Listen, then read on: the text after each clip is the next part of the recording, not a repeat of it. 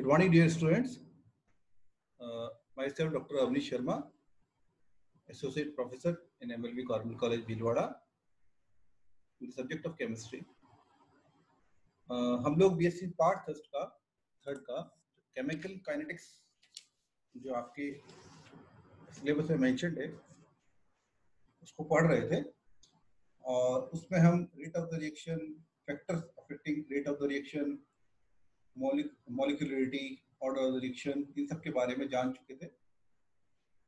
उसके बाद में हम डिफरेंट जो ऑर्डर ऑफ द रिएक्शंस है उनके मैथमेटिकल एक्सप्रेशंस को पढ़ रहे थे। उसी क्रम में हम zero order reaction, first order reaction ये पढ़ रहे थे।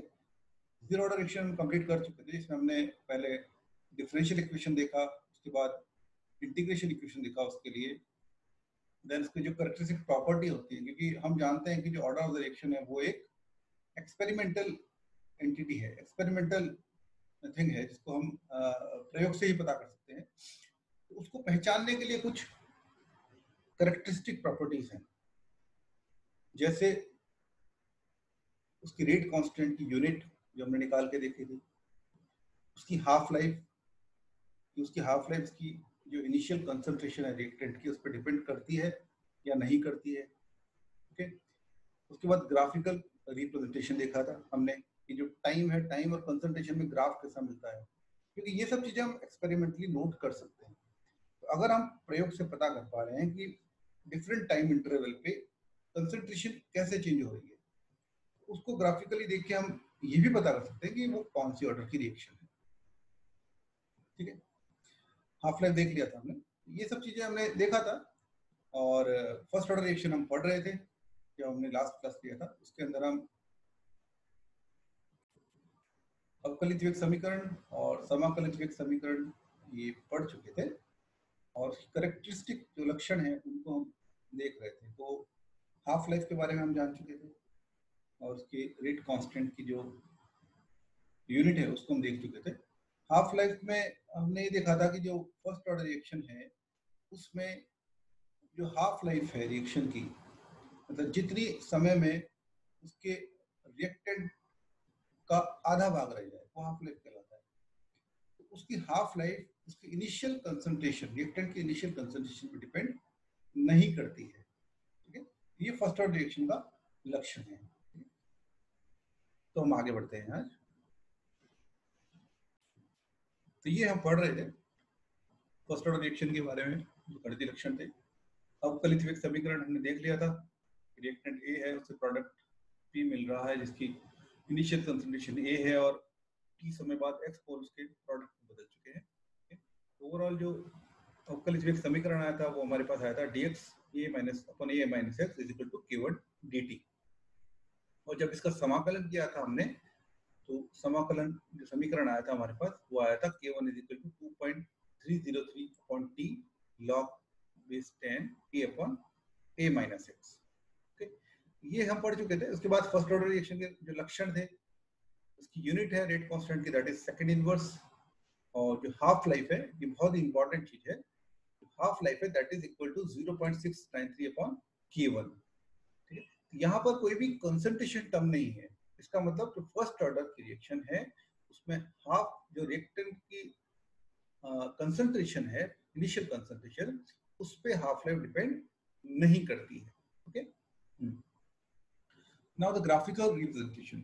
ग्राफिकल रिप्रेजेंटेशन की अगर बात करें हम, तो जो इक्वेशन 7 जो हमारे पास निकल के आई थी समाकलन की, इंटीग्रेशन की, जो हमने अभी देखी, that is t is equal to 2.303 upon k1 log a upon a minus x, या फिर इसको रीअरेंज करके अगर हम लिखें तो log a upon a minus x that is equals to k1 t upon 2.303।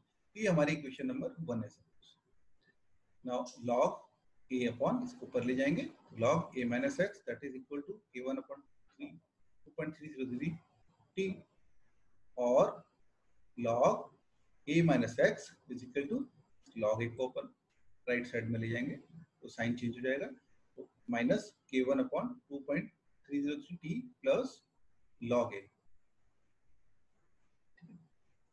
ये जो इक्वेशन है इसको अगर हम इस तरह लें, जो ग्राफ की इक्वेशन होती है, हम सभी जानते हैं कि y is equal to mx plus c में अगर x और y के बीच हम ग्राफ खींचते हैं तो जो m होता है वो एक स्लोप को डिफाइन करता है।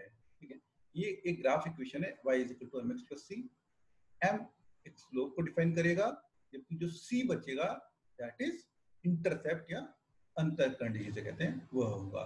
तो अगर इस इक्वेशन में हम देखें, यहाँ आप ग्राफ खींचते हैं log a minus X is equal to, sorry log a minus X तो y मान लिया है ना, वर्सेस t को मान लिया हमने x, तो ये हो जाएगा इसका स्लोप हो जाएगा k1/2.303 और इंटरसेप्ट हो जाएगा log a।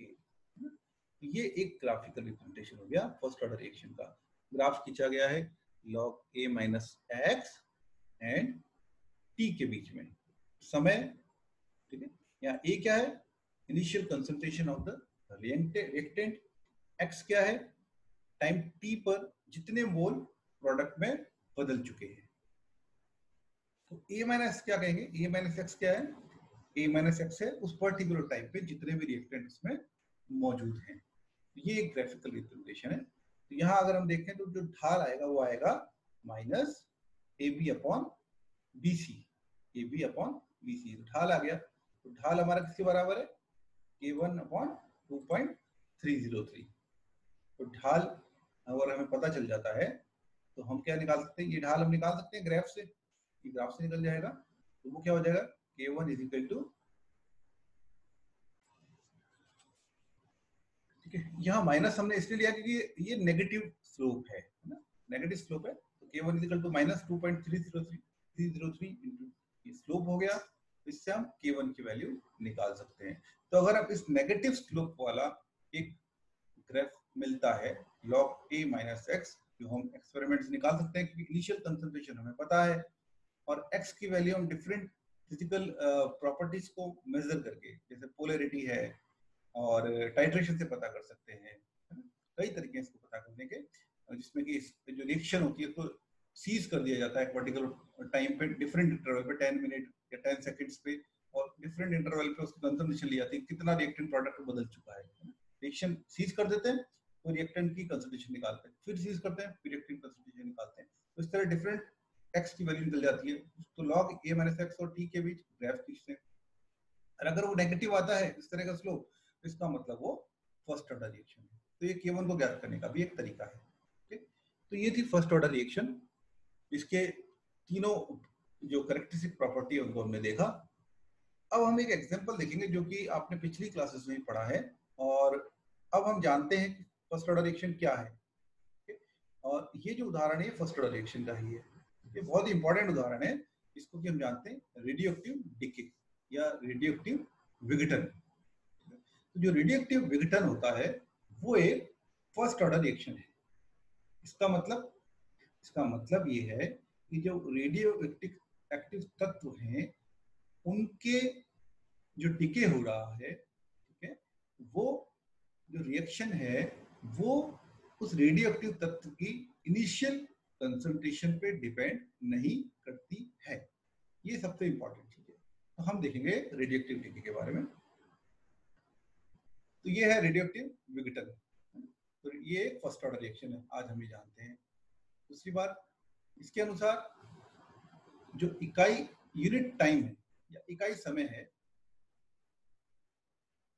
इकाई समय में जो विघटित होने वाले परमाणु है उनकी संख्या उस पर्टिकुलर समय में जो परमाणु है उनकी संख्या के समानुपाती होती है। ठीक है, मतलब रिएक्टेंट से ये प्रोडक्ट बन रहा है सपोज, इकाई समय में विघटित होने वाले परमाणु की संख्या उस समय में उपस्थित कुल परमाणु की संख्या के समानुपाती होती है। तो R से P, R कोई रेडियोएक्टिव एलिमेंट है जिससे P हमें प्रोडक्ट मिल रहा है। तो यहाँ पर सपोज टाइम 0 पर जब शुरू ही हुई है रिएक्शन के इनिशियली, तो R जो तत्व था उसके N0 परमाणु है, और उस समय बाद जब थोड़ा टाइम गुजर गया, T equal to suppose T dash हो गया, उस पर R के NT परमाणु है।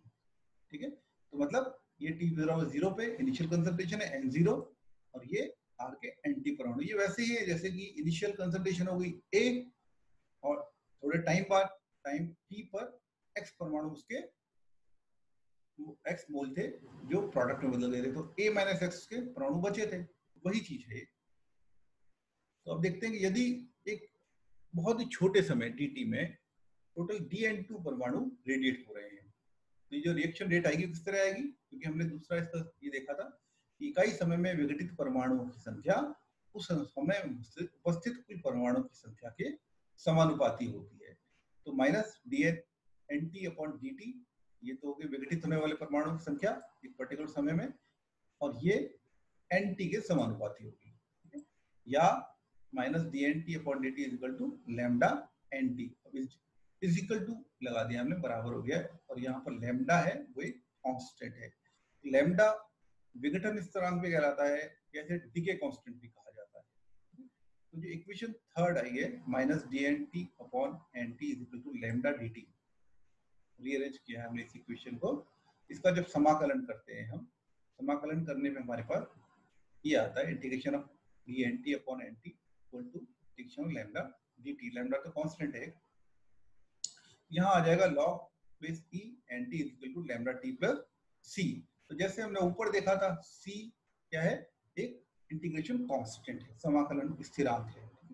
तो समाकलन स्थिरांक है, और जैसा हमने ऊपर किया था सेम वही प्रोसेस, t इक्वल टू 0 पे जब इनिशियल है कंसंट्रेशन, बिल्कुल शुरुआत हो रही है, तो हमने देखा जब टाइम 0 था तो जो परमाणु की संख्या थी वो थी n0, तो nt की जगह ले लेंगे n0, तो जो c की वैल्यू आ जाएगी दैट इज इक्वल टू, क्योंकि यहाँ पर टाइम 0 हो गया, ये वाला ये 0 हो गया, और nt की जगह ले लिया हमने n0, तो c इज इक्वल टू हो जाएगा माइनस ln n0। इस जो वैल्यू हमें आई है इसको हम रख देंगे इक्वेशन नंबर 5 में इस c की जगह, तो ये आ जाएगा minus ln nt lambda t minus ln n0। Okay, या इसको रीअरेंज करें तो हम ln n0 ये वाला इसको, और ये ln nt, और lambda is equal to 1/t ln n0/nt। Log base e है ये, इसको लॉग बेस 10 में चेंज करेंगे तो लैम्डा इज इक्वल टू हो जाएगा 2.303/t log n0/nt।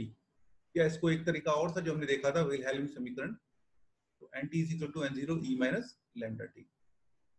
ये जो इक्वेशन है ये सेम है फर्स्ट ऑर्डर रिएक्शन की जो हमने पढ़ी इंटीग्रेशन इक्वेशन, उसी के समान है। यहाँ पर सिर्फ फर्क इतना है कि जो वहां हमने लिया था A इनिशियल कंसंट्रेशन को, यहाँ पर इसको हमने डिनोट किया है n0 से, जो कि एक रेडियोएक्टिव तत्व की प्रारंभिक सांद्रता है। यहाँ पर हमने लिया है nt, जो टाइम t पर उस तत्व की सांद्रता है, और वहां हमने लिया था उसको a माइनस एक्स से। ये वही फर्स्ट ऑर्डर की रिएक्शन है, उसी का शो करने का तरीका है, दूसरा तरीका है। तो रेडियोएक्टिव जो डीके है वो एक फर्स्ट ऑर्डर रिएक्शन है, आज हम ये जानते हैं। तो अगर इसकी हाफ लाइफ की हम बात करें तो half life t is equal to T half, यहाँ पर की जो nt है वो इनिशियल कंसंट्रेशन का आधा हो जाए, वही टी हाफ होगा।